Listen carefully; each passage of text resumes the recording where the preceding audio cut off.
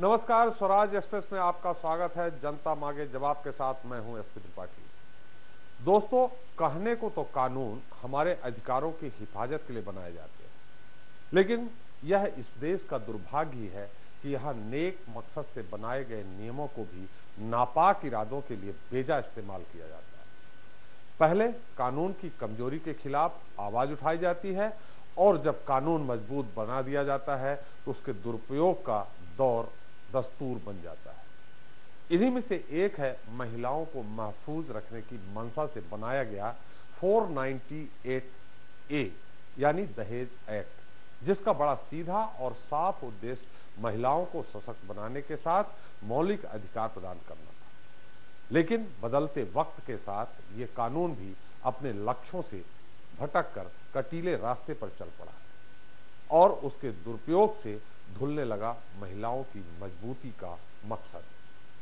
इसी का नतीजा रहा कि सुप्रीम कोर्ट जैसी सर्वोच्च न्यायिक व्यवस्था ने भी इस कानून को लीगल टेररिज्म तक कह डाला, क्योंकि महिलाएं अब इसे सुरक्षा के ढाल की बजाय हर विवाद में पुरुषों के खिलाफ हथियार के रूप में इस्तेमाल करने लगे। उधर लाचार मर्द हर बार बार बार बड़ी बड़ी व्यवस्था के साथ बस यही सवाल करता है कि आखिर ये कैसा कानून, कौन सा कानून, जिसकी जद में अपनों को तबाह किया जा रहा है, परिवारों को उजाड़ा जा रहा है। क्या मां बाप को अपने साथ रखना कानूनी जुर्म है? अगर नहीं तो फिर क्यों फर्जी मुकदमों में जेल भेजने की धमकियां दी जाती है? क्या यही है असली महिला सशक्तिकरण, जहां लोगों को हर समय तिल तिल कर मरने या फिर हर समय एक दहशत के साए में जीने को मजबूर किया जाता है? आज चर्चा इसी गंभीर मसले पर, लेकिन पहले 10 बड़ी खबरें। नई कार्यकारिणी को लेकर अब अजय सिंह ने भी अरुण यादव पर साधा निशाना। कहा, आरिफ वकील, मानक अग्रवाल और लक्ष्मण सिंह की उपेक्षा गलत निर्णय। नई टीम के गठन पर मुझसे नहीं ली सलाह। मध्य प्रदेश के 33 शहरों में लागू होगी अमृत परियोजना। शिवराज कैबिनेट की बैठक में 2 दर्जन से ज्यादा प्रस्ताव भी हुए पास। अब सीधे ऑनलाइन सुनी जाएगी आम आदमी की शिकायतें। बेहतर पुलिसिंग के लिए सीएम रमन ने किया सिटीजन कॉप ऐप का लॉन्च। विदिशा में बीजेपी विधायक कल्याण सिंह ने निकाला सिस्टम पर गुस्सा। कहा, जमीनी स्तर पर खोखली है सरकारी योजनाएं, आंगनबाड़ी की सुविधाओं को भी लिया आड़े हाथों। छत्तीसगढ़ में घोटालों और भ्रष्टाचार के खिलाफ कांग्रेस ने बोला हल्ला। प्रदेश के सभी जिला मुख्यालयों पर नेताओं ने किया धरना और प्रदर्शन। रीवा में बदमाशों ने शराब पीकर मचाया उत्पात। नशे में एक दूसरे पर की अंधाधुंध फायरिंग, एक युवक को लगी गोली। बांधवगढ़ टाइगर रिजर्व की सुरक्षा पर सवालिया निशान। जंगल में करंट फैलाकर 2 तेंदुओं का किया शिकार। तस्कर की तलाश में जुटा वन अमला। रायगढ़ में जननी सुरक्षा योजना की खुली पोल। तड़प तड़प कर सड़क पर महिला ने दिया बच्चे को जन्म। बार बार फोन करने पर भी नहीं पहुंची एम्बुलेंस। अपनी ही नगर सरकार के खिलाफ रायपुर में अनशन पर बैठे कांग्रेस पार्षद ने त्यागा अन्न जल। बाढ़ में जल संकट से है नाराज। और बिरसा में रिश्वतखोर पटवारी को लोकायुक्त पुलिस ने रंगे हाथों दबोचा। खसरा खतौनी की नकल के लिए किसान से ले रहा था 10,000 रुपए की घूस।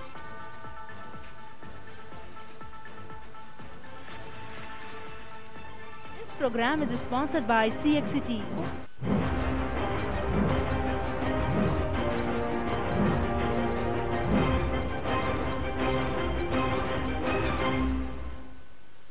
तो मर्द का दर्द ढूंढ रहा हमदर्द। जी हां, मर्द को कभी दर्द नहीं होता। जैसी मर्दानगी की सेखी भगारना अब सबके बस की बात नहीं रही, क्योंकि बेचारे मर्द भी प्रताड़ित और परेशान किए जा रहे हैं। पीड़ित पतियों की पीड़ा आंखों से अश्कों के रूप में छलक छलक कर बाहर आ रही है। कुछ का दर्द सामने आ जाता है और कुछ के किस्से घर की दीवारों के भीतर ही कैद रह जाते हैं। कोई पत्नियों द्वारा कानून की चाबुक चलाए जाने के बाद सन्यासी बन जाता है, तो कोई मौत को गले लगा लेता है और जो बच गए वो महिला उत्पीड़न और हिंसा के हल्ले के बीच अब अपने दर्द का मरहम मांग रहे हैं। मुझे मेरी बीवी से बचाओ, महिला आयोग की तर्ज पर पुरुष आयोग बनाओ जैसी मांग कर रहे हैं।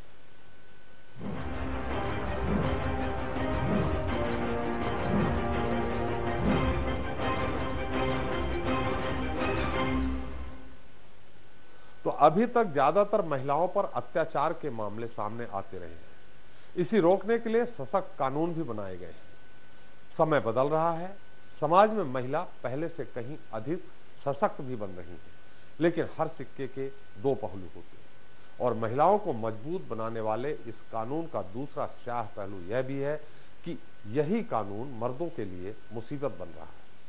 सशक्तिकरण के जमाने में अब पत्नी के बजाय पति पीड़ित नजर आ रहे हैं, चाहे वो पत्नी की तरफ से लगाए गए दहेज प्रताड़ना और घरेलू हिंसा के झूठे आरोप हो या फिर घर में आपसी कलह।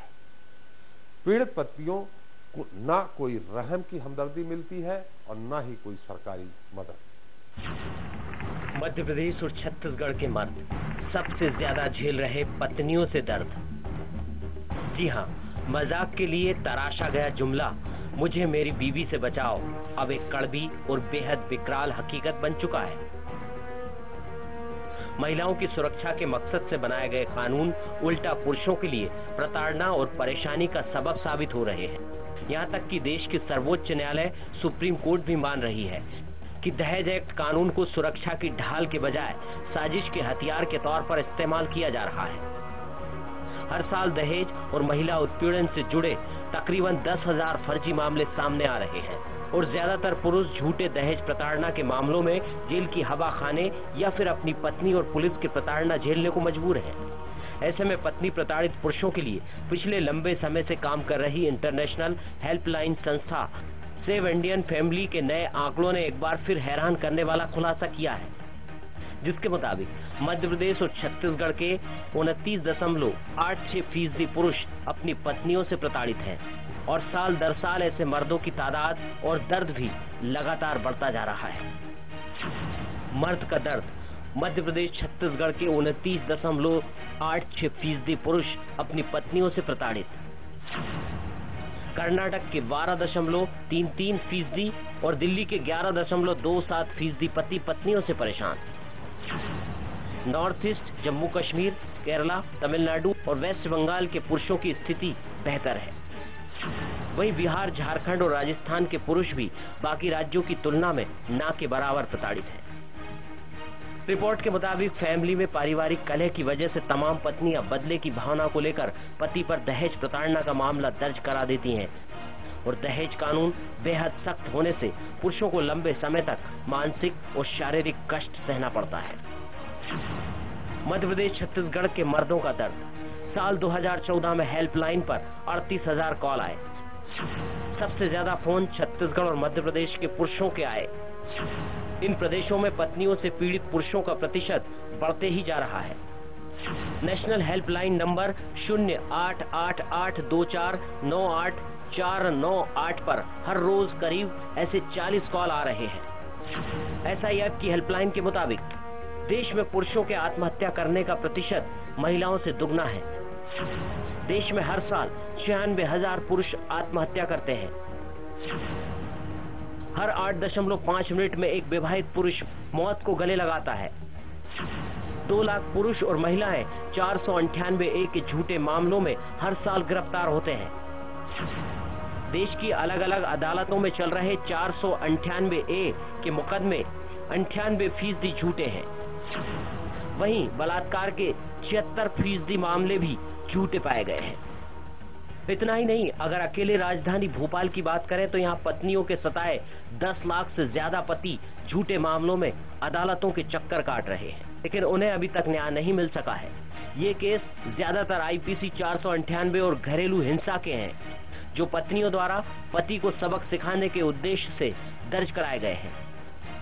NCRB की रिपोर्ट की माने तो देश में सबसे ज्यादा शादीशुदा पुरुष ही पत्नियों और झूठे मामलों से त्रस्त होकर आत्महत्या जैसा आत्मघाती कदम उठा रहे हैं।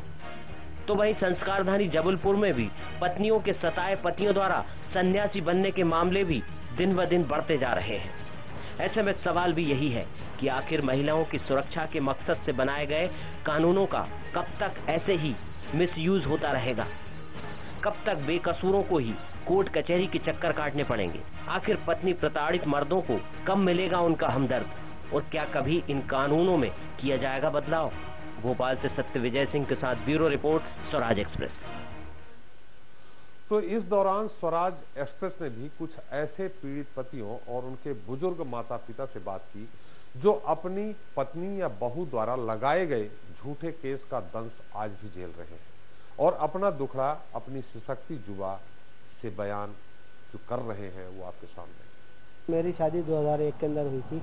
शादी के बाद से क्या पत्नी ने और उनके परिवार में, हमारे परिवार के अंदर उन्होंने इंटरफेयर करना चालू कर दिया और उनकी ये डिमांड रहती थी कि हमारे पापा की पुश्तैनी ज़मीनें, मकान है, उनको हिस्सा दिया जाए, तो मालक हो जाओ, हमारे साथ हमारे मकान में रहो। अभी क्या है कि मेरे 3 बच्चे हैं और मेरे ऊपर सारे केस लगा दिए। पहले 498 मतलब दहेज का, दूसरा हर्चे खर्चे का लगाया उनने, और तीसरा अभी घरेलू हिंसा लगाया सर। और मेरे पापा के ऊपर, जिनकी उम्र 80 साल है, उनके ऊपर अटेम्प्ट टू रेप लगाया है। और यही उनकी डिमांड है कि हमको मकान चाहिए और पापा की पुश्तैनी ज़मीन चाहिए और पैसा चाहिए। नहीं दोगे तो अभी तुमने जैसे केस देखे और ऐसे झूठे केस और लगाएंगे और पूरे परिवार को हम बंद कर पाएंगे। उन्होंने कोर्ट केस कर दिया था कि सास ससुर परेशान करते हैं, नोटिस भेज दिया कोर्ट से। पहले तो महिला थाने में कंप्लेंट करी, वहाँ कुछ समस्या का समाधान नहीं हुआ उनके लिए, तो उन्होंने जो है कोर्ट केस कर दिया। जिसमें मेरे मिस्टर को बहुत ज़्यादा टेंशन में रहे। एक इज्जतदार इंसान को और ओल्ड एज इंसान को जेल की हवा खानी पड़ेगी। जब देखो तब उन लोग यही बोलते थे और इस तरह से प्रताड़ित किया जाता था, जिसके कारण उन्होंने अपने को सुसाइड कर लिए। साल हो गए, रिटायर हो गए। रिटायर होने के बाद में क्या हुआ कि हम घर आए तो बहू हमको रखना नहीं चाहती है, भगा रही है और मना करने पर मतलब बोल रहे कि तुमको दहेज प्रकरण में फंसा दूंगी और 420 का केस लगा देंगे, किसी तरह भी मारपीट करके खरोच पर लगा के मैं अपने आप को तुमको हानि पहुंचा के तुम्हें फंसा दूंगी, सास ससुर को, तो तुम रहो मत। अब हमारा 1-2 लड़का, हम जाए तो जाए कहाँ, इसलिए हम बहुत परेशान हैं। बहू बोलती कि तुम्हारे झूठी केस डालेंगे, तुम आँख को लड़ो और सास ससुर नहीं होना, कोई नहीं, बोले मैं अकेली समझी, मैं अपन दोनों रहेंगे। हमारा एक बेटा, हम बेटे के पास नहीं रहेंगे तो किसके पास रहेंगे बताइए? अब बुढ़ापा आ गया और रिटायरमेंट हो गए, सारा हमको बेटा का है। तो जब अपने असल मकसद से भटक जाए महिलाओं की सुरक्षा के नाम पर बने तमाम नियम कानून, स्वार्थ ही दुनिया में दहेज एक्ट का दुरुपयोग बनने लगे बेगुनाहों के दर्द का दस्तूर, और फिर भी नियमों में बदलाव की मांग न हो मंजूर, तो सवाल उठते हैं। क्या दहेज विरोधी कानून का हो रहा दुरुपयोग? क्या 498A कानून में बदलाव की है जरूरत? क्या कोर्ट पर बोझ बन रहे पारिवारिक विवाद के मामले? तो इस मुद्दे पर बात करने के लिए हमारे साथ मौजूद हैं हमारे खास मेहमान। सबसे पहले दीपांशु शुक्ला जी। दीपांशु जी, आपका बहुत बहुत स्वागत है। दीपांशु जी भोपाल अगेंस्ट इनर्जिस्टिक के ब्रांड एम्बेसडर हैं। रीता तुली जी हैं जो काउंसलर हैं परामर्श केंद्र के। रीता जी, आपका भी बहुत बहुत स्वागत है। हमारे साथ हैं डीपी दुधाने, रिटायर्ड पुलिस ऑफिसर। दुधाने जी, आपका बहुत बहुत स्वागत है। और हमारे साथ जुड़ी हैं चंदना अरोरा जी, संयोजक वॉच लीग की। चंदना जी, आपका बहुत बहुत स्वागत है। पहला सवाल हमारा, चंदना जी, आप महिलाओं के लिए लड़ती रही हैं, आगे भी लड़ती रहेंगी, मुझे ऐसा लगता है। क्या बदलाव की जरूरत है 498 कानून में? देखिए, कानून बहुत सोच समझकर बनाए जाते हैं। 498 भी बहुत सोच समझ के बनाया गया है। कानून अपने आप में गलत नहीं होता है। मैंने अभी एक स्टडी कंडक्ट करी है, उसमें मैंने देखा है कि 498 अकेले में नहीं, 20 साल से लेके 35 साल तक की जो ये लड़कियां हैं, युवतियां हैं, महिलाएं हैं, इनको कानून का डर बहुत कम हो गया है।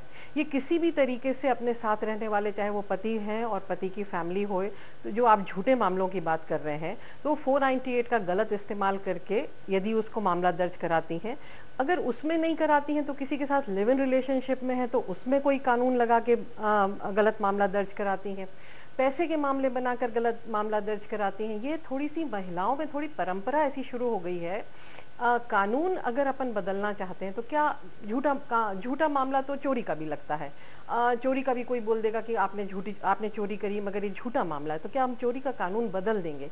कानून सही है अपनी जगह पर, कानून का मिसयूज कौन कर रहा है और किस तरह से कर रहा है, और उसके लिए जो हमारी जवाबदारी है, समाज की, जुडिशरी की, पुलिस की, सभी की जो जवाबदारी है वो। चंदना जी, सबसे बड़ी बात तो आपने कहा कानून नहीं बदलेंगे तो फिर ये इस तरह से जो परंपरा चल पड़ी है तो और बढ़ती जाएगी। और सबसे बड़ी बात यह है कि आज की स्थिति में ये परंपरा बन गई है, क्या पुलिस भी सख्त है, कानून भी सख्त है कि अगर महिला ने रिपोर्ट लिखा, जैसे आपने कहा लिविंग रिलेशन, ये अलग मामला हो गया, 498 का मुद्दा लिखाते ही उसमें कोई जांच परख नहीं होती, पहले गिरफ्तारी सीधे चालू हो जाती है। तो इसमें बदलाव की जरूरत नहीं है क्या? जी, अभी कुछ उसमें चेंजेस आए हैं, 15 दिन के करीब उसमें थोड़ा इन्वेस्टिगेशन पीरियड दिया गया है, उसमें कुछ चेंजेस किए जा रहे हैं। मगर आप मुझे ये बताइए कि हर महिला जो रिपोर्ट करने आ रही है वो गलत रिपोर्ट तो नहीं लेकर आ रही।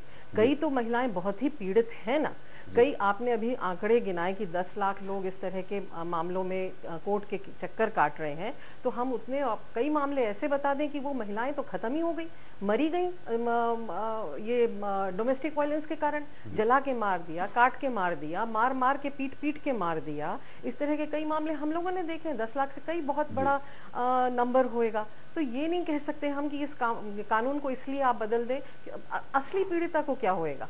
मेरा ये मानना है कि ये जो एक नस्ल पैदा हो गई है 20 से 35 साल की लड़कियों की, जो कानून का बहुत दुरुपयोग कर रही हैं, इनके कारण एक्चुअल पीड़िता महिलाओं को भी, तो पीड़ित महिलाओं को भी तो न्याय नहीं मिल रहा। कई बार तो हम लोग उनकी सुनते नहीं है कि भाई हो सकता है झूठ बोल रही हो। आपका सही कहना है कि इसका दुरुपयोग हो रहा है, मगर दुरुपयोग होने के कारण दुरुपयोग करने वाले के ऊपर एक्शन लेना चाहिए, ना कि कानून को काट के फेंक देना चाहिए। कुछ तो कानून होगा, जो दुरुपयोग हो रहा है उसको चिन्हित कैसे करें, कोई तो कानून बनेगा जो दुरुपयोग करने वालों को सजा दे। अभी तक ऐसा कुछ है ही नहीं।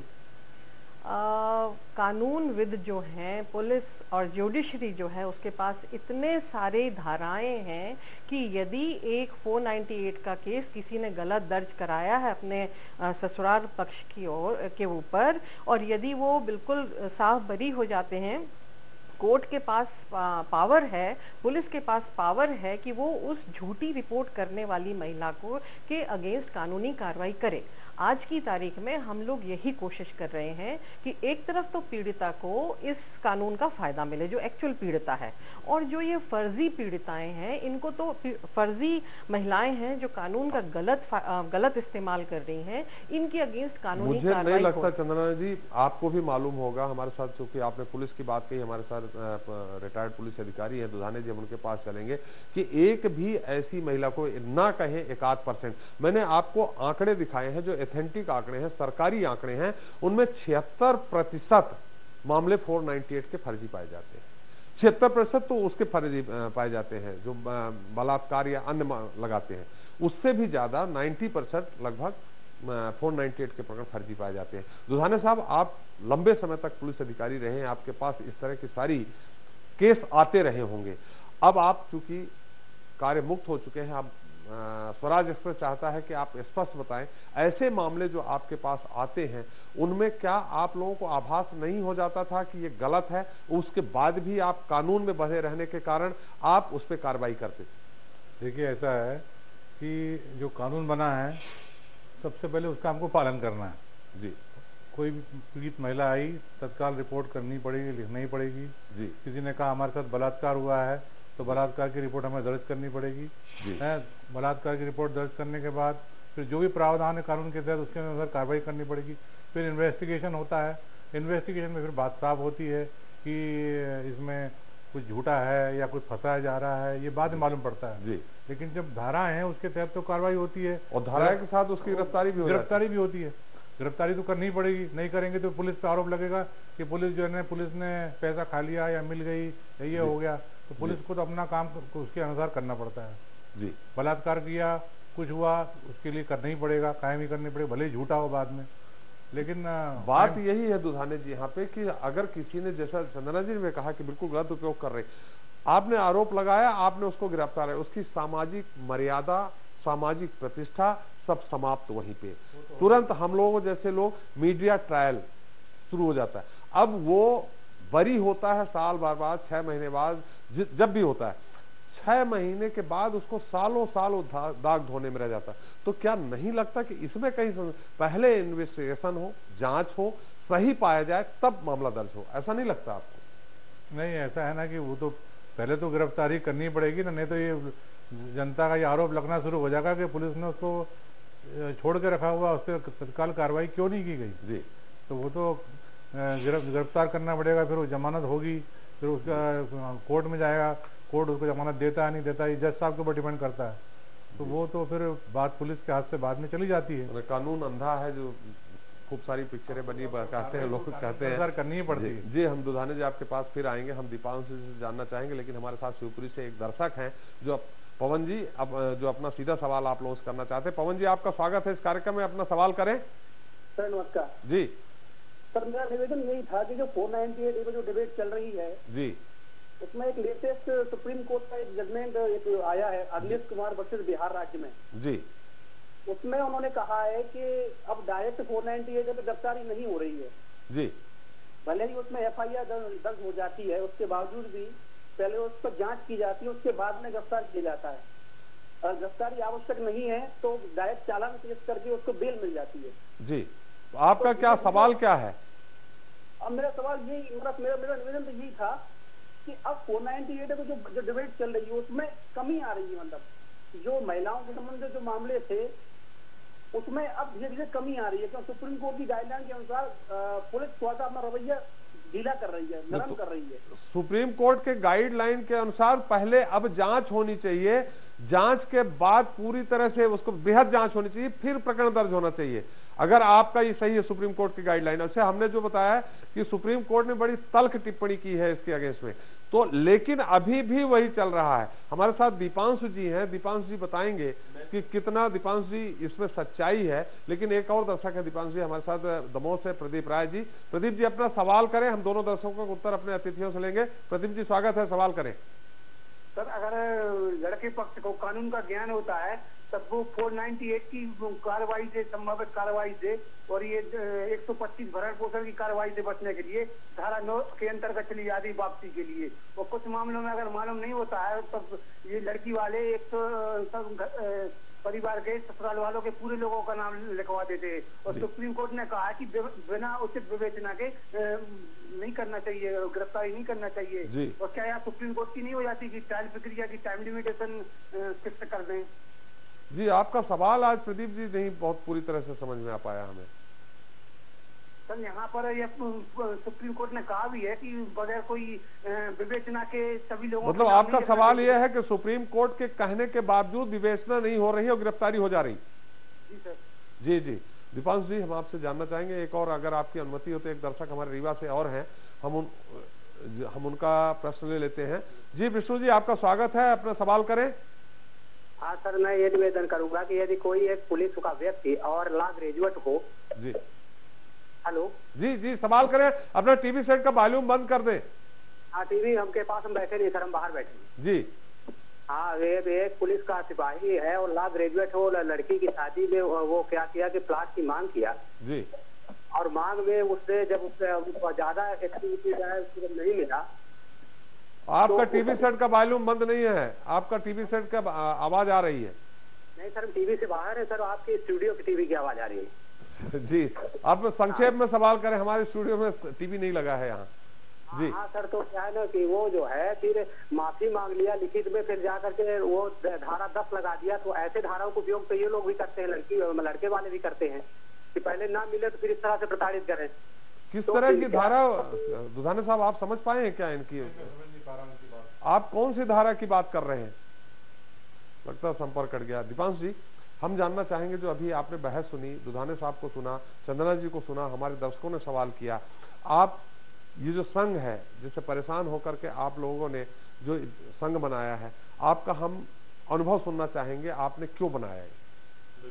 मैं पहले दर्शकों का जवाब देना चाहूंगा। जी। उन्होंने कहा है कि जैसे Arnesh Kumar versus state of Bihar का जो जजमेंट आया सुप्रीम कोर्ट का 2 जुलाई 2014 में लास्ट ईयर, जी, उसके बाद से ये गिरफ्तारियां और दुरुपयोग कम हो जाना चाहिए।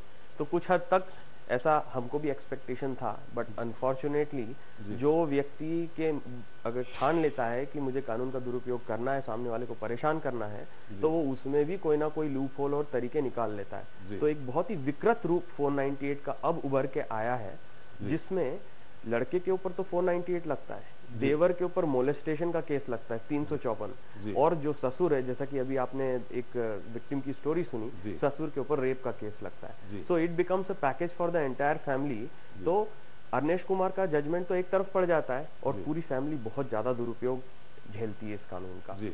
तो that is the reply off the दर्शकों का।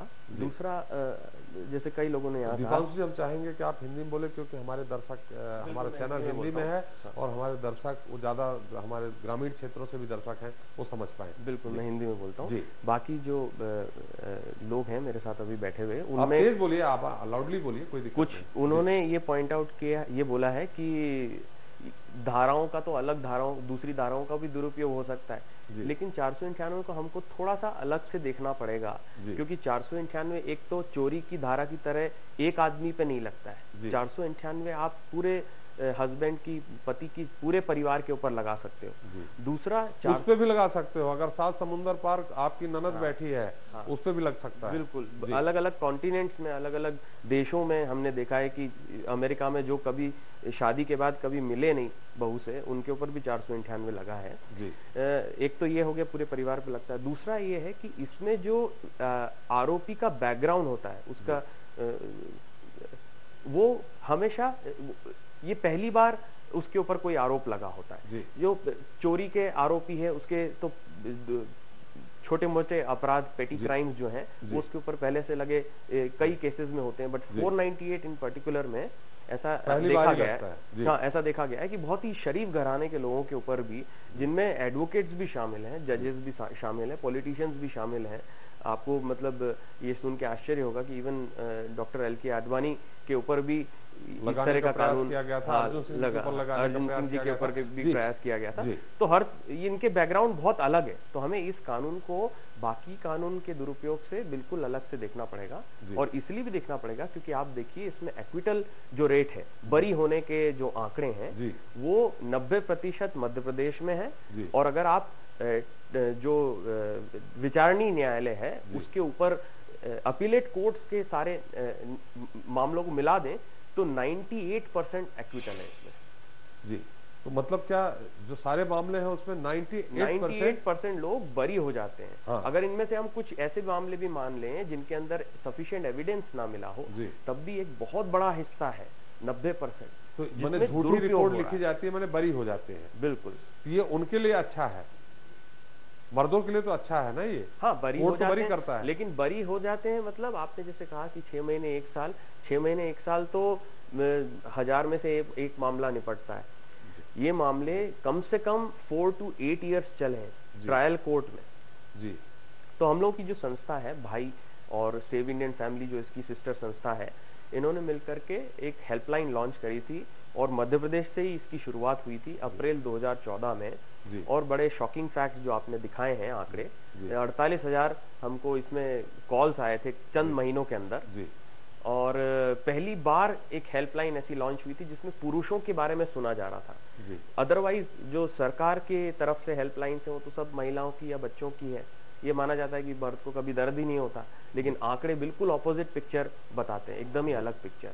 जी, आप क्यों जुड़े, हम आपके पास फिर आएंगे। हम रीता जी से जानते हैं। रीता जी, इस तरह के प्रकरण आते रहते हैं, पति पत्नी के झगड़े के, उसमें सास ससुर की भी बातें आती हैं। आप एकाध, रीता जी, हम चाहेंगे कोई एक छोटा सा रोचक किस्सा, और किस तरह आप उनको हैंडल करते हैं। इसमें ज्यादा जो दोष होता है, मैं चाहूंगा आप खुल के बोले, पत्नियों को होता है कि पतियों को होता है। लेकिन हमारे साथ एक सिलवानी से दर्शक है, राघवेन जी। राघवेन जी, आपका स्वागत है हमारे इस खास कार्यक्रम में। अपना सवाल करें संक्षेप में। लगता है उनसे फोन कट गया। हमारे साथ भोपाल से एक दर्शक है, योगेश जी। योगेश जी, आपका स्वागत है, अपना सवाल करें। सर, मेरा नाम एडवोकेट योगेश शर्मा है जी। सर, मैं ये दुधानी सर से पूछना चाहता हूं सर कि अन्वेषण के दौरान ये चीजें भी इनको प्राप्त होती होंगी कि मामला झूठा है, तो उसी समय इनकी शक्तियों का उपयोग करते हुए महिला के खिलाफ कार्रवाई क्यों नहीं करते ये? जी योगेश जी, हम रीता जी के पास बाद में जाएंगे। दुधाने साहब आपसे उत्तर मांगना चाह रहे हैं, हम चाहेंगे आप उनका सीधा उत्तर दे दें। जरा इनका सवाल मैंने फिर से बोले। उनका ये कहना है कि अन्वेषण के दौरान, माने जांच के दौरान आप लोगों को अधिकार रहता है कि जांच के दौरान ही उसको खत्म कर दे, तो उसको खत्म क्यों नहीं कर देते? नहीं तो जांच के दौरान तो खत्म होगा ही, हो जांच के बाद ही तो होगा जी, लेकिन पहले गिरफ्तारी या कार्रवाई वो तो जैसा कानून नहीं, अगर झूठा है, आप लोगों को अंदाज लगा ले कि झूठा है कि नहीं है, वो आया उसने रिपोर्ट करने, उसकी एप्लीकेशन आपने रखी, एप्लीकेशन रखने के बाद जांच चालू की, जांच में अगर आपने पाया झूठा है तो उसको वहीं खत्म कर दे। नहीं, जांच क्या, एफआईआर होगी ना, एफआईआर होने के बाद तो फिर उसकी पूरी नियमानुसार कार्रवाई होगी। जब कार्रवाई होगी तो फिर उसके बाद ही तो मालूम पड़ेगा, पहले कैसे उसको ये कर दिया जाएगा, छोड़ दिया जाएगा। माने अगर शिकायत की है तो सीधे एफआईआर हो जाएगी। नहीं, अगर एफआईआर होती है जैसे या तो किसी ने कोई आवेदन दे दिया जी, आवेदन की जांच होती है जी, आवेदन की जांच होती है, दोनों पक्षों को बुलाया जाता है जी, उनकी गवाही होती है, बयान होता है, ये होता है। अगर उसमें नहीं पाया जाता है कि सब गलत बात है तो फिर कायमी होगी नहीं, फिर थोड़ी कायमी होती है। फिर वही उनका सवाल था, फिर तो कायमी नहीं होती है। लेकिन जब मामला ऐसा हो गया कि बिल्कुल आया साहब एफआईआर लिखी आप अभी और ये ऐसा है बिल्कुल ये वो, तो एफआईआर होती है। तो मतलब प्रेशर टैक्टिक्स भी अपनाई जाती है यहाँ के आप शिकायत पॉलिटिशियन की भी होती है, दूसरे अप्रोच वाले होते हैं, अधिकारियों की भी होती है कि नहीं इनके खिलाफ एफआईआर। जहाँ तक पुलिस की मंशा ये रहती है कि भाई मामला आपस में निपट जाए जी, वो नहीं चाहती कि भाई आप एक बार अपना आपका झगड़ा हो गया, आपने कर लिया, फिर बाद में पति पति का रिश्तेदारी का मामला या आपसी सास ससुर का इनका सबका मामला है तो फिर बाद में ये होता है कि फिर बाद में चलिए ठीक है, गुस्से में ये हो गया, राजीनामा करेंगे, ये करेंगे, फिर तो कायमी होने के बाद तो फिर नियमानुसार कार्रवाई होगी जी। तो पहले जो आपने शिकायत की है तो उसकी जांच होगी, जांच होती भी है ज्यादातर। परामर्श सब थानों में परामर्श इनकी समितियां बनी हुई है, लोगों को बुलाया जाता है, पति पत्नी को समझाया जाता है दोनों पक्षों को, भाई आपने ऐसा ऐसा किया, आप लोग ऐसा ऐसा करिए, इससे आपका बदनामी होगी, आपके बच्चों का क्या होगा, आपके परिवार का क्या होगा जी, सब समझाया जाता है। उसमें बहुत से लोग समझ जाते हैं, फिर वो लोग अपना समझौता कर लेते हैं। परामर्श की बात आई, हम रीता जी के पास है। रीता जी, आपके पास इस तरह आए दिन प्रकरण आते हैं, आप उनको सुलझाते हैं, किसी तरह प्रयास करते हैं कि घर न टूटे, इसमें आपको क्या अनुभव है कि ज्यादा पत्नियों की गलती होती है पतियों की? देखिए, परामर्श में सभी तरह के पारिवारिक मामले में डील करती रही हूँ मैं, और आज भी कर रही हूँ, और इस कार्य को करते हुए मुझे 25 साल करीब हो रहे हैं। और मैं आपको बता दूं, भारत के हर राज्य से परामर्श में हमारे पास केस आए हैं।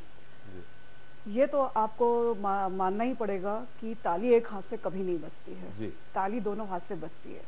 किसी की गलती कम होती है, किसी की गलती अधिक होती है, अहम की टकराहट बन जाती है। हाँ जी। और ये बिल्कुल ये फैक्ट है हमारी जिंदगी का कि कोई भी भारतीय संस्कृति में कोई भी लड़की अपना घर नहीं तोड़ना चाहती है जी। जब उसके साथ बहुत ही ज्यादा मानसिक, शारीरिक और आर्थिक प्रताड़ना होती है, तभी वो आज थोड़ी सी वो जागरूक हो गई है। जागरूक इसलिए हो गई है कि आज महिलाएं शिक्षित भी होती जा रही हैं। पहले जो निर्णय परिवार में माता पिता लेते हैं, फिर शादी के बाद पति लेता है, लेकिन महिलाएं चूंकि अब खुद वो अपने पैरों पे खड़ी हो गई हैं, तो वो अपने निर्णय खुद लेने लग गई हैं। अब इसमें उनको किसी से पूछने की जरूरत नहीं होती है। उनके साथ यदि प्रताड़ना हो रही है, अगर वो जाती है शिकायत करने के लिए, रीता जी खुद निर्णय लेने लगी है तो झूठा प्रकरण दर्ज कराने लगी? नहीं, झूठा प्रकरण नहीं। देखिए, आप झूठ और सच के कोई ऐसा पैमाना नहीं है कि आप उसको उस पैमाने से नापेंगे कि वो झूठ है कि सच है। ये कहना गलत है। और अगर कोई भी महिला अगर कोई शिकायत कर रही है तो उसके पीछे जरूर कोई ना कोई वजह है। मैं आपको बता दूं, हम लोग परामर्श केंद्र में आपको एक किस्सा बता देती हूँ। हमने बहुत अच्छे से पति पत्नी का। रीता जी थोड़ा सा रोके, हमारे साथ रायपुर से एक दर्शक हैं, परमजीत जी हैं, जो अपना सवाल, परमप्रीत जी माफ करिएगा, परमप्रीत जी अपना सवाल करें। जी सर, हेलो जी, नमस्कार जी, सवाल करें परमप्रीत जी, आपका स्वागत है। सर जी, ऐसा है कि मेरी पत्नी ने मुझे पर केस ठोका हुआ है, धारा 125 का और तलाक का जी, और 125 का जो धारा है, जज साहब ने उसका फैसला भी कर दिया, बगैर नोटिस दिया मुझे। क्या कर दिया आपको? मेरे पास कोई नोटिस नहीं आया आज सर, और जज साहब ने फैसला कर दिया है। और जज साहब ने फैसला कर दिया? हाँ, धारा 125 में। अब ये मामला कोर्ट तक चला गया है, फैसला कर दिया है। उस तरफ हम लोग शायद चंद्रा जी चर्चा भी नहीं कर सकते उस मुद्दे पे। जब कोर्ट ने फैसला किया है, हमारे समझ से आप कोर्ट में ही जाएं और फिर से उसके ऊपर वाली कोर्ट में आवेदन दें। हमारे साथ एक और दर्शक है रायपुर से, अजय जी, आपका स्वागत है इस कार्यक्रम में, अपना सवाल करें। सर मैं आगे बोल रहा हूँ छत्तीसगढ़ रायपुर से। जी, अपना टीवी सेट का वॉल्यूम बंद कर दें, फिर सवाल करें। सर टीवी से हट गए हैं जी। मैं सर ये जानना चाहता हूँ कि जैसे मान लीजिए जैसे को मान लीजिए सर, एक मिनट में बाहर थोड़ा निकल रहा हूँ, आवाज आपकी आवाज नहीं आ पा रही है। हमारे पास समय कम है। सवाल ये है जी, लगता है उनसे संपर्क नहीं हो पा रहा। रंजीत शुक्ला जी हैं हमारे साथ भोपाल से ही, जो अपना सवाल करना चाह रहे हैं। जी रंजीत जी, स्वागत है। मेरा सवाल ये, शासकीय कार्यालयों में जब महिला लेट आती हैं या कुछ करती हैं, उनको डांटो या कुछ करते, ये अफसरों पे झूठे इल्जाम लगा देती हैं कि आप लोग हमको परेशान कर रहे हैं जबरन। जी, मैंने उसका दुरुपयोग हो रहा है। वो रंजना जी ने पहले ही कहा कि 20 से 35 साल की जो महिलाएं हैं इसका दुरुपयोग कर रही हैं। रीता जी। हाँ जी। तो उनका जब परामर्श में दोनों के साथ परामर्श किया, दोनों एक साथ रहने को राजी हो गए। जी। लेकिन दूसरे दिन जैसे ही हम वहां पर पहुंचे अपने केंद्र में, तो पता चला कि उसमें 498 रजिस्टर हो गया। हमें बड़ा आश्चर्य हुआ। तो पारिवारिक दखल अंदाजी से भी पति पत्नी साथ रहना चाहते हैं, लेकिन दोनों परिवारों के दखल अंदाजी के कारण ये 498 का केस जबरदस्ती दर्ज करवाया जाता है। दोनों परिवार मतलब लड़की के घर वाले भी, लड़के के हाँ, घर वाले दोनों परिवारों के दखल से भी कई बार 498 रजिस्टर होता है। तो आपने खुद कहा कि आपने दोनों को समझाइश दे दी, समझ गए, फिर 498 मैंने सीधे लड़के दूल्हे पक्ष पे लगा ना। हाँ हाँ जी बिल्कुल, वो दुरुपयोग उसी की बात कर रहे हैं। बिल्कुल बिल्कुल, क्योंकि ये उनका कुछ अहम आड़े आ जाता है लड़की के माता पिता का कि इसने हमारी लड़की के साथ ऐसा किया है, तो अब इनको सजा मिलनी ही चाहिए। तो मतलब सीधी सी बात हुई, दुरुपयोग हुआ ना। दुरुपयोग होता है, लेकिन ऐसा नहीं है। जेन्युइन भी है जो महिलाएं प्रताड़ित हो रही हैं, और जो जेन्युइन है वो जो प्रताड़ित हो रही है उस पे जो कार्रवाई होनी चाहिए और जिस तरह से सजा मिलनी चाहिए, बाद में पता चलता है वो सब बरी हो गए। जेन्युइन केस में भी नहीं उनको सजा होती है। तो मतलब ये तो अब कोर्ट बरी कर रहा, तो उस पर तो हम कुछ कह नहीं सकते। वो साक्ष्यों की कमी या जो भी है उसकी वजह से ही होता है। उसमें बहुत, आपको क्या लगता है कि जो बरी हो गए तो उसमें कितने प्रतिशत केस ऐसे होंगे जो झूठे होंगे? हाँ, मैं मानती हूँ इसमें काफी झूठे। अगर 98% दीपांशु जी ने बताया 98% बरी हो जाते हैं, तो मतलब ठीक है 7-8% हो सकता है, 90% झूठे केस होते हैं ना। अब वो तो बात सही है, झूठे होते हैं, लेकिन इसमें थोड़ा सा जो बदलाव अभी जो मैंने देखा है पिछले 1.5-2 महीने में, कि अब 15 दिन अब इन्वेस्टिगेशन के लिए रखे गए हैं। इसमें कोई अब गिरफ्तारी नहीं हो रही है, सामने वाले पक्ष को नोटिस दिया जा रहा है, उनको बुलाया जा रहा है, और उनके बातचीत करने के बाद ही फिर आगे कोर्ट में उसकी कार्रवाई हो रही है। रंजना जी के पास एक बार फिर चलते हैं। रंजना जी, आपने कहा था कि चोरी भी होती है, वो भी एक कानून है, चोर को भी पकड़ा जाता है, जिसका दीपांशु जी ने सख्ती से विरोध किया कि वो अलग है, उसमें कोई उसकी पृष्ठभूमि देखी जाती है, उसके बाद उस पर प्रकरण दर्ज होता है। ये तो सीधे पहली बार ही होता है और हमें लगता है वो आखिरी बार होता है। देखिए, दीपांशु जी ने मेरी बात जो करी है वो इन्होंने भी बहुत तथ्यात्मक रूप से हमारी बात को साबित किया है। 20 से 35 साल की महिला, आज की जो लड़की है, युवती है, उसको कानून के लिए डर नहीं है। अभी इन्होंने बताया कि एक मामला दर्ज करती है वो पति के खिलाफ 498 का, देवर के खिलाफ मोलेस्टेशन का, एंड ससुर के खिलाफ रेप का। तीनों 498 धारा नहीं है, गलत इस्तेमाल उसने तीनों धाराओं का किया। इस तरह से ये जो महिलाओं की, ये जो मैं नस्ल की बात कर रही हूँ, 20 से 35 साल की महिलाएं जो हैं, जैसा कि तुली मैडम ने कहा, उनकी भी बात सही है। वो जानती हैं, वो पीड़ित महिलाओं के साथ जुड़ी रही हैं, मगर इस कानून का बहुत गलत दुरुपयोग भी इसका बहुत हो रहा है। परंतु अगर दुरुपयोग हो रहा है तो हम कानून नहीं बदल देंगे, हम कानून का दुरुपयोग करने वालों के अगेंस्ट कानूनी कार्रवाई करके इस चीज की एक रिवायत बनाएंगे कि ये मत करो। चोरी की मेरे ऊपर किसी ने यदि रिपोर्ट लगा दी झूठी, और मैं अगर बरी हो जाती हूँ और मैं प्रूव हो जाता है कि झूठी रिपोर्ट थी, तो उनके खिलाफ कार्रवाई करने के लिए हमारे पास धाराएं हैं, हम कोर्ट जा सकते हैं, पुलिस स्टेशन जा सकते हैं। अच्छा, रंजना जी, आपको ध्यान है क्या कोई ऐसा जिसमें झूठी रिपोर्ट महिला ने लिखाई हो, उसको सजा हुई हो? एक आध मैं बता रही हूँ आपको, एक आध उदाहरण ही बता पाएंगे, मुश्किल 1000 में एक आध। शिवपुरी में, मैं इस 498 के नहीं बता सकती हूँ, मुझे पास नहीं है। शिवपुरी में रेप की, ये आदिवासियों में रेप की झूठी रिपोर्ट लिखा देना बहुत आम था। तो हमारी एक जज महोदय पहुंची थी वहां पे, रेणु शर्मा मैडम, आप सब जानते हैं उनको।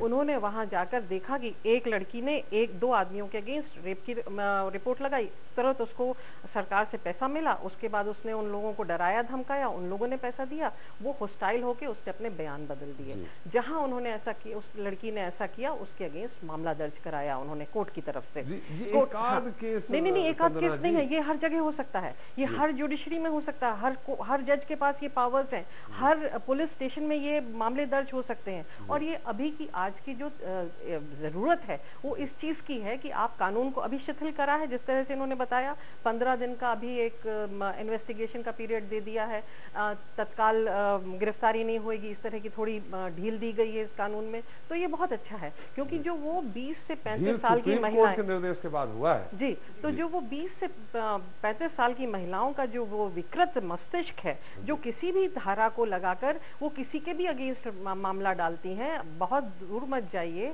अभी महिला थाना इंचार्ज महिला टीआई के अगेंस्ट एक 22 साल की लड़की ने झूठा बयान दिया कि इनने मुझसे पैसे मांगे। अब किसी भी धारा का ये गलत इस्तेमाल करती है। मैंने उस समय पे बहुत कोशिश करी कि उस लड़की के अगेंस्ट मामला दर्ज होए। मैं उस लड़की, क्यों, एक टीआई है, बड़ी ओहदे वाली अधिकारी है, आप तो कल को होम मिनिस्टर के अगेंस्ट एक धारा लगा दोगे। होम मिनिस्टर ने मेरे साथ बदतमीजी करी, मुझे डीजी साहब ने ऐसा कर दिया। सवाल भी आया था चंदना जी कि जो महिलाएं अगर शासकीय कर्मचारी या हो या प्राइवेट में कहीं नौकरी करते हो, अगर उन्होंने काम नहीं किया, लेट से आए, तो अपने बॉस के खिलाफ उन्होंने प्रकरण दर्ज करा दिया। अब इसमें क्या करें? क्या आपको नहीं लगता है कि ऐसे में महिलाओं को नौकरी देने में लोगों को डर लगेगा? उनका एक तरह से मौका मारा जा रहा है। नहीं, हर महिला इस तरह की नहीं होती है, ये कुछ सामने वाला डरेगा ना जी, ये कुछ विकृत मस्तिष्क है।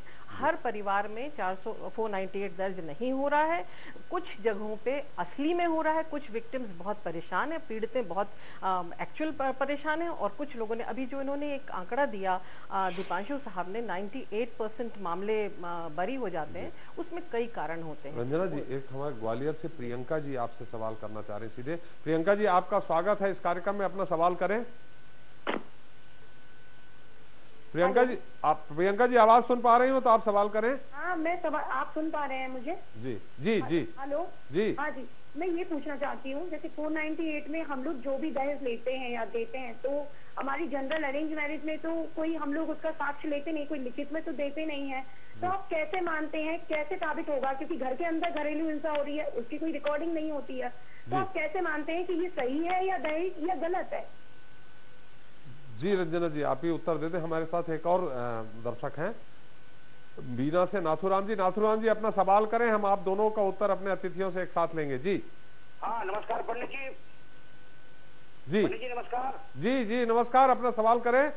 हाँ राजा, सवाल ये है कि मैं एक रिटायर रेलवे से कर्मचारी हूँ जी। मेरी बहू के द्वारा हम लोगों को बहुत ज्यादा प्रताड़ित किया जा रहा है जी। बस वही, क्या कह रही है बहू आपकी? हमारी बहू ये चाह रही है कि हम लोगों का रिटायरमेंट का पैसा हमको पूरा मिले जी, और मकान पूरा मिले, पूरा जेवर मिले जी, और उसके बाद उनका खुले शब्दों में कहना है कि उसके बाद हम जो है, पहले मर्डर हमारा होगा, उसके बाद हमारी पत्नी का होगा, उसके बाद हमारी बच्ची का मर्डर भी कर देंगे। ये हम निश्चित रूप से रीता जी को बता देंगे। रीता जी ने कहा दोनों हाथ से ताली बजती है। रीता जी से हम उत्तर लेंगे। हाँ।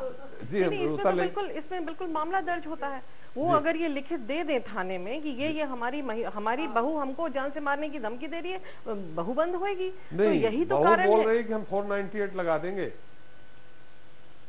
इसलिए वो डर रहे हैं, वो नहीं रिपोर्ट लिखवा पा रहे हैं। नहीं, वो लगा दिया है शायद उन्होंने, मैंने जहाँ तक सुना वहाँ तक ऐसा सुना लगा दिया है। आप समझौते के नाम पे कर रहे हैं। हाँ, अब उनको ऐसा डरा रही, तो अब देखिए ना आप क्या हो रहा। जी देखिए, प्रियंका जी ने जो सवाल किया था, मैं चाहूंगा आप उसका उत्तर दें रंजना। प्रियंका जी ने क्या सवाल? ना कोई रिकॉर्डिंग होती है, ना कोई प्रूफ होता है। कई अधिकतर जो अपराध होता है वो किसी के सामने नहीं होता, चाहे वो चोरी हो, मारपीट हो, मर्डर हो, कुछ हो। नहीं, वो दहेज की बात जो है कि अगर दहेज की मांग करें, इसका कोई सबूत नहीं है। नहीं मगर जी दीपांश जी आएंगे हम आपके पास। मगर जब एक महिला ने आकर बयान दिया कि मुझे दहेज के लिए परेशान किया जा रहा है, वो मामला उसी तरह से दर्ज होएगा। वो उसको ये रिकॉर्डिंग दिखाने की जरूरत नहीं। रिकॉर्डिंग तो आजकल होने लग गई है, और कर लें तो बहुत बेहतर। यदि आपके साथ ऐसा कुछ हो रहा है तो आप फोन पे कर ही सकते हैं, हर जगह हर चीज की रिकॉर्डिंग हो जाती है।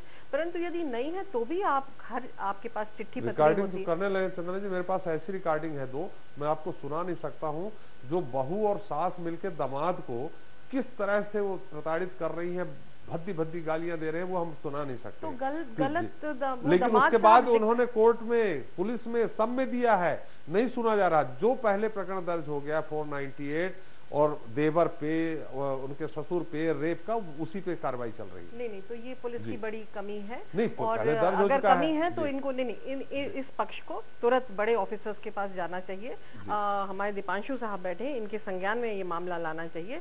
यहाँ तो ये हर चीज का इलाज है। आज 498 बना है, कल अगर बहुत सारे पति प्रताड़ित हो जाएंगे तो 497 कोई और धारा भी बन सकती है। दीपांशु जी ने संघ तो बना लिया है, लेकिन कानून कुछ नहीं बना, सरकार ने कुछ नहीं बनाया। क्यों दीपांशु जी? बिल्कुल सही बात है ये। महिलाओं के लिए अगर आप टोटल देखें तो 44 कानून है जी, 44 कानून, और पुरुषों के लिए एक भी कानून नहीं है जी। अब एक दर्शक का मैं वो जवाब बिल्कुल स्पेसिफिक देना चाहूंगा। उन्होंने कहा कि हम कैसे प्रूव करें कि भाई दहेज दिया था या नहीं दिया था।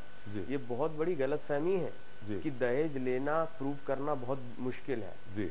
आपको मालूम है ओरल एविडेंस जो है, मौखिक साक्ष्य, इसको बहुत महत्ता दी जाती है कोर्ट्स में।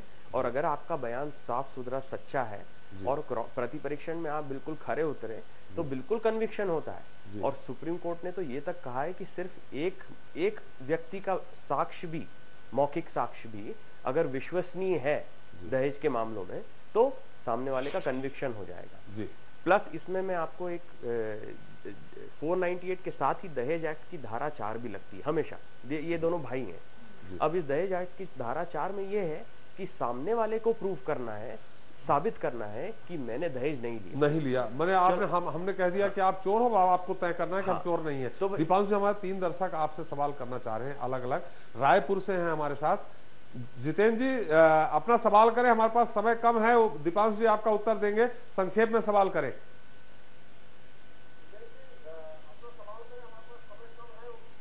दीपक, आपका टीवी सेट का वॉल्यूम बंद कर दें, फिर सवाल करें। जी सर, मैं टीवी वॉल्यूम कम है सर। अच्छा सर, मेरा सवाल यह है जी कि जी मेरा टीवी वॉल्यूम बंद है सर, बताऊं अब? जी हेलो, हाँ सवाल करें संक्षेप में। हाँ जी, सही और गलत क्या है ये मैं नहीं जानना चाहता सर। सही और गलत मतलब ये डिवाइड नहीं कर सकते। हाँ सर, गलत किसी के प्रति हो, गलत गलत ही होता है जी। तो क्या एक ऐसा कानून नहीं हो सकता कि जैसे अभी नेताओं के लिए आया कि चुनाव संबंधी निपटारे जो है एसपी का जो निर्देश था, सुप्रीम कोर्ट का निर्देश था कि वह 1 साल के अंदर में किसी भी स्थिति में उनका निराकरण करें। किसका निराकरण? जी, सुप्रीम कोर्ट का एक आदेश आया था, अभी एक जजमेंट आया था कि कोई भी न्यायालय जो है 1 साल के अंतर्गत। हेलो जी, आप टीवी सेट का वॉल्यूम बंद नहीं करेंगे, मैं माफ करिएगा, हम आपका सवाल नहीं ले सकते। हमारे साथ एक सागर से दर्शक है भगवान दास जी। भगवान जी आपका स्वागत है, अपना सवाल करें। हाँ सर, मैं सागर से बोल रहा हूँ जी। हेलो सर, सागर जिला सागर से बोल रहा हूँ सर जी। हाँ जी, मैं जी ये पूछना चाहता हूँ, गलत रिपोर्ट करने वाली महिला के ऊपर कौन सा कानून चलेगा? जी वो हम दुधाने जी से लेंगे निश्चित तौर पे। और भी दर्शक है क्या कोई? रानी साहू है हमारे साथ बिलासपुर से। रानी जी आपका स्वागत है, अपना सवाल करें। हेलो सर, मुझे ये पूछना था कि मेरी भाभी ने शिकायत की थी हमारी फैमिली के खिलाफ जी, और वो मतलब हमको बहुत ज्यादा दबाव में समझौता करना पड़ा, भैया को और हमें भी, और अब भैया भाभी अलग रहते हैं। जी, भैया अलग रहते हैं भाभी के साथ जी। तो अब अभी भी हमको ये हमेशा धमकी मिलती है कि हम 498A लगा देंगे जी। तो मतलब भाभी धमकी देती हैं, तो क्या हमारे ऊपर अभी भी मतलब उतना हमें टेंशन लेने की जरूरत है? और क्या ये ब्लेम हमारे ऊपर अभी भी हो सकता है, जो कि गलत है? बिल्कुल, आपने रीता जी आपने सवाल सही किया है। हम दीपांशु जी हमारे साथ दुधाने जी हैं जो आपको बताएंगे कि क्या करना चाहिए। रंजना जी बताएंगी, और रीता जी सुन लीजिए इस बात को। आपने कहा था ताली दोनों हाथ से बजती है, फिर से हम आपके पास आएंगे। दीपांशु जी आप चाहेंगे उनका उत्तर दे दें। हाँ, इनका और पहले दर्शक का भी मैं उत्तर दूंगा, संक्षेप में थोड़ा। हाँ, संक्षेप में दूंगा। इन्होंने जो कहा ना, अलग रह रहे हैं से आपका बचाव नहीं हो सकता 498 में, क्योंकि प्राइमा फेसी जो प्रथम दृष्टीय साक्ष्य उस स्टेज पर पुलिस मामला दर्ज कर लेती है जी, और उसके बाद आप साबित करते रहिए। और साल भर जो पिछले दर्शक ने बोला, वो पूछ रहे हैं कि अब हमें क्या करना चाहिए। अब इस स्टेज में आप क्या कर सकते हैं कि मतलब आपके लिए कानून तो कुछ भी नहीं है, आप जाकर के बस पुलिस को सूचना दे सकते हैं कि भाई जब भी इसका कोई प्रकरण दर्ज हो तो इसका प्रॉपर इन्वेस्टिगेशन अच्छे से अनुसंधान किया जाए जी, वही आप कर सकते हैं। कोई आपके लिए कानूनी दांवपेच इसमें है ही नहीं जी जी।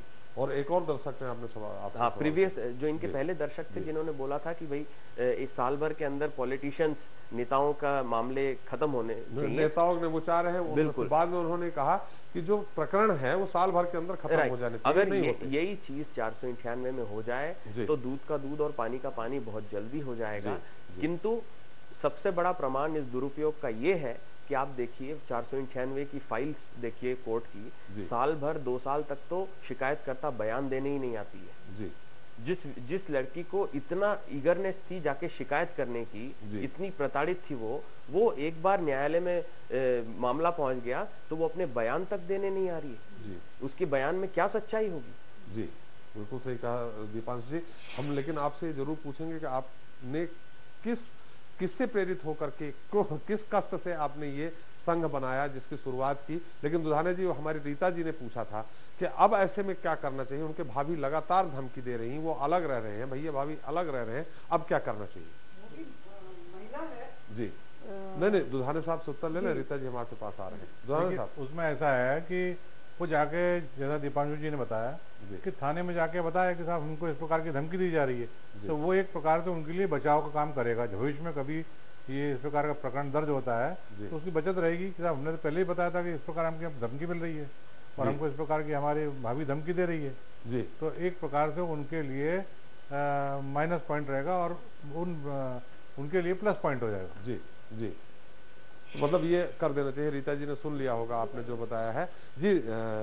रीता जी, आपने कहा था कि इस तरह की जितनी भी शिकायतें आई हैं जो दर्शकों ने किया, उसमें लगभग यही दिख रहा है कि पुरुष ज्यादा प्रताड़ित,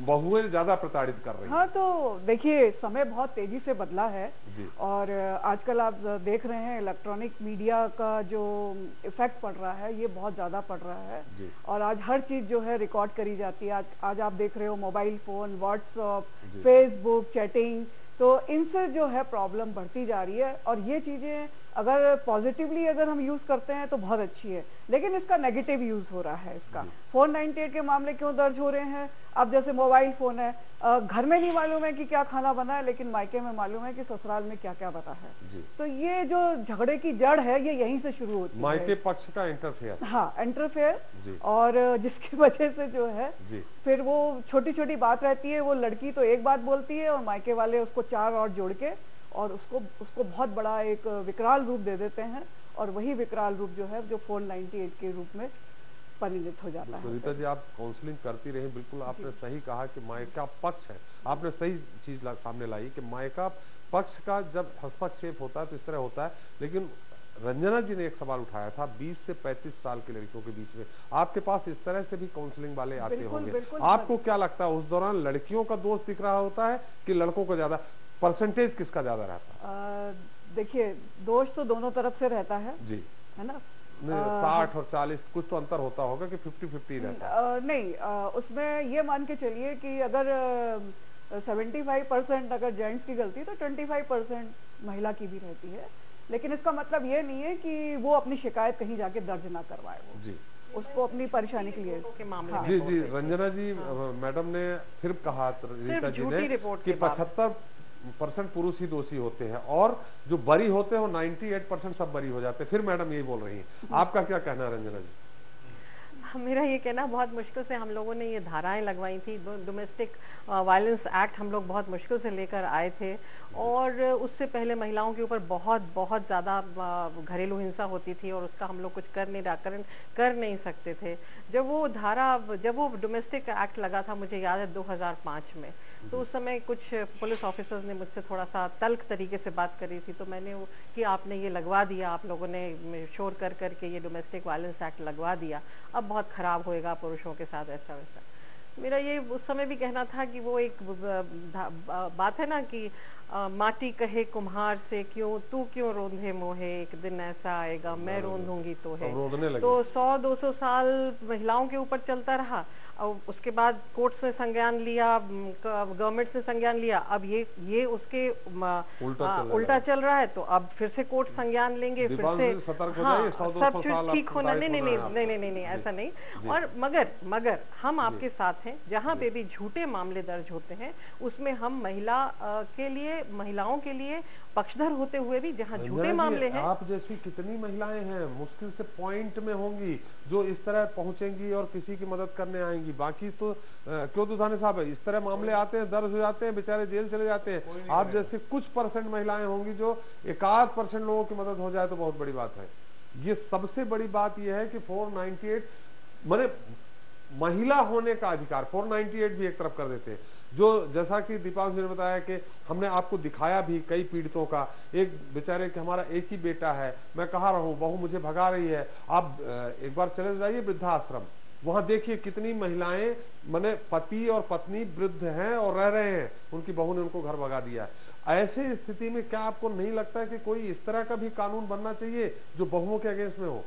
रंजना जी, ये 498 का गलती नहीं है। मेरा ये नहीं कहना है कि इस तरह की बहुओं को कुछ समझना नहीं चाहिए, इस तरह के परिवारों को समझना चाहिए। हाँ बिल्कुल, कानून भी बनना चाहिए, मगर मेरा ये कहना है कानून 498 को भी सही तरीके से चलाने के लिए हमारे पास कई धाराएं हैं, कई प्रोविजंस हैं, हमको उनको इस्तेमाल करना चाहिए। और हमें देखना चाहिए कि इस तरह की जो महिलाएं हैं, जैसे अब दीपांशु जी एक सेव इंडियन फैमिली के लिए काम कर रहे हैं, तो यदि परिवार को जोड़ के रखना है तो वो जो लड़की उसको तोड़ रही है, यदि वो लड़की है और तोड़ रही है तो उसके ऊपर भी हम लोग कार्रवाई करवा सकते हैं। जितने दर्शक आपके सुन रहे हैं उन सबसे मैं पहुंचाना चाहूंगी, एक तो दीपांशु जी जैसे लोगों को कॉन्टैक्ट करें, और दूसरे हम लोगों को भी बताएं जहां जहां ऐसा अभी एक लड़की, एक माँ ने अपने बेटे से कहा जल्दी शादी कर लो, मैं मरने वाली हूँ, उसने शादी करी, बड़ी उससे लेकर आई वो बहू को, बहू तो 1 महीना सेवा तो क्या करनी थी, 1 महीना उनके साथ रही, 1 महीने के अंदर वो भोपाल महिला थाने पहुंच गई, बोला 498 लगाओ, नहीं तो 4.5 लाख रुपए दो, नहीं तो मैं 498 लगा रही हूँ। अब इस लड़की के ऊपर हम लोग खड़े मामला दर्ज करा सकते हैं। इतनी एविडेंस होती है इन मामलों में कि ये झूठी रिपोर्ट डाल रही है, क्योंकि 1 महीने में कोई क्या 498 कर देगा? नहीं तो कहाँ से दुधाने साहब ऐसे में डल सकती, वो जाके 498 करा पाए, अभी 1 महीने रही, इसमें कौन सा एविडेंस मिल रहा? उसी की मानी जाएगी ना लड़की की। वो तो बात है ना कि लड़की की मानी जाएगी, हो सकता है भाई उन्होंने बहुत ज्यादा जाति कर दी एकदम जी, इसलिए तो कार्रवाई तो पुलिस को तो करनी पड़ेगी ना जी। लेकिन आपने देखा होगा जनरली कि जब तक परिवार में शादी नहीं होती है तब तक परिवार बड़ा सुख से रहता है, जहाँ शादी हुई और सब बवाल चालू। मुझे मेरी बीबी से बचाओ। दीपांशु जी, आपने ये क्या, किस कारण आपको ये इंडिया सेव जो ये बनाना पड़ा, संघ बनाना पड़ा, पत्नी पीड़ित संघ बनाना पड़ा, सीधी भाषा में कहे क्यों बनाना पड़ा? देखिए, पुरुषों की कोई सुनवाई कहीं भी नहीं है। आप भी प्रताड़ित हुए हैं क्या? हाँ, मैं भी प्रताड़ित हो चुका हूँ। जानना चाहूंगा संक्षेप में। हाँ, संक्षेप में ही बताऊंगा क्योंकि वो मामला अभी अपीलेट कोर्ट में है। ट्रायल कोर्ट में मेरे खिलाफ भी 498 लगा था और फिर मैंने खुद ही लॉ की पढ़ाई करके मैंने खुद ही केस को लड़ा और मैं बरी हो चुका हूँ। और इतना क्लियरली 70 पेज के जजमेंट ने, ऑनरेबल मजिस्ट्रेट ने ये लिखा है उसमें कि ये केस झूठा है। आप शायद कहीं जाम में थे जब आपके ऊपर? हाँ, मैं पहले बाहर था, हांगकांग में था जी। और जानना चाहेंगे? अभी बहुत ज्यादा डिटेल में मैं नहीं बताना चाहूंगा क्योंकि मामला अपीलेट कोर्ट में है शायद। हाँ, मैं IIT से हूँ, IIT कानपुर से मैं पढ़ा हुआ हूँ, कंप्यूटर साइंस में किया था मैंने जी। और मेरी मदर जब इंटेंसिव केयर यूनिट में थी, ICU में, उस समय मुझे पुलिस रात को 1:30 बजे गिरफ्तार करके ले गई थी। और प्रकरण क्या दर्ज कराया था? 498। हाँ, प्रकरण 498 दर्ज कराया था विद दहेज एक्ट की धाराओं। मदर फादर के अगेंस्ट में भी था? मदर फादर के अगेंस्ट में भी रहता ही है वो तो। जितने लोग और भी कुछ, सिर्फ 498 था कि और भी प्रकरण? 498 के साथ 2-3 धाराएं और भी लगती हैं। 506 लगती है, 406 जो कि स्त्रीधन की धारा है, जबकि पत्नी मेरी खुद ही स्त्रीधन अपने पास लेकर के ले गई थी। अब मैं बहुत ज्यादा उसके डिटेल में नहीं जा रहा हूँ बिकॉज मामला आगे विचाराधीन है और मैं न्यायालय को बहुत रिस्पेक्ट करता हूँ।